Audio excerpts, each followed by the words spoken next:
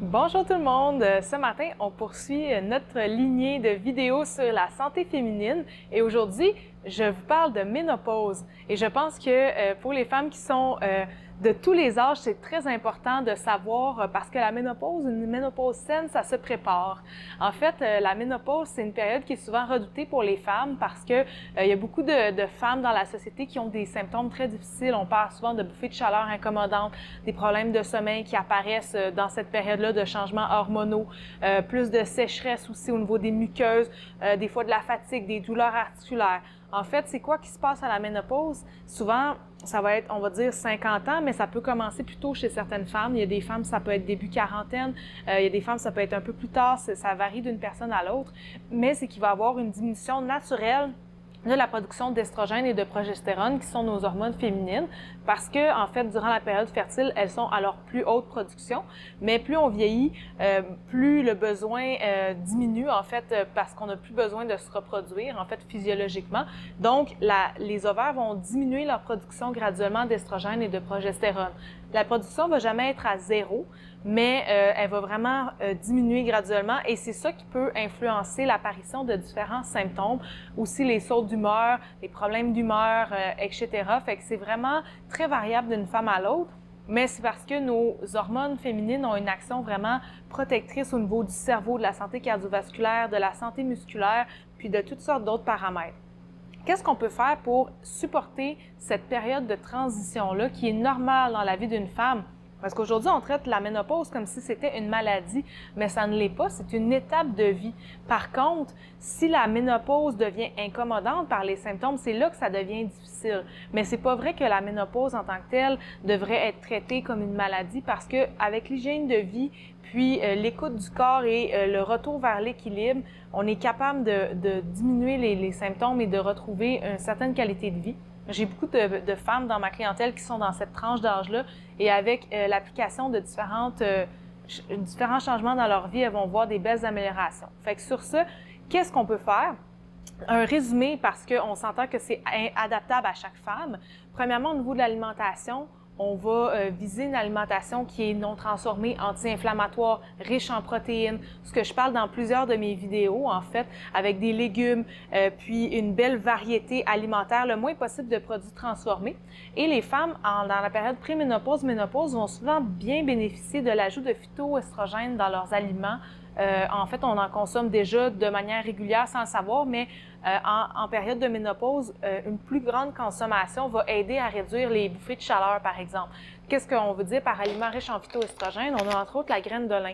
Les femmes en période de ménopause, préménopause, qui ont des bouffées de chaleur importantes, peuvent prendre 2 à 4 cuillères à table de graines de lin moulues par jour, mélangées avec de l'eau, et puis ça aide beaucoup à réduire les bouffées de chaleur. On en retrouve aussi dans le soya, comme par exemple le tofu biologique ou le tempeh biologique, et dans les légumineuses, dans certains légumes, dans plusieurs aliments qu'on consomme régulièrement sans savoir que ça en contient. Mais ça peut aider beaucoup les femmes dans cette tranche d'âge-là.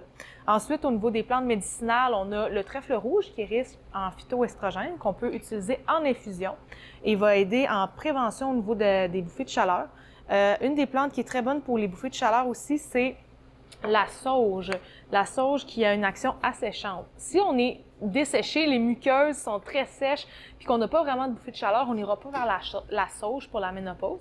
Mais si on a tout le temps des bouffées de chaleur, surtout avec sudation, c'est une des meilleures plantes pour ça. On peut la prendre en infusion ou en teinture.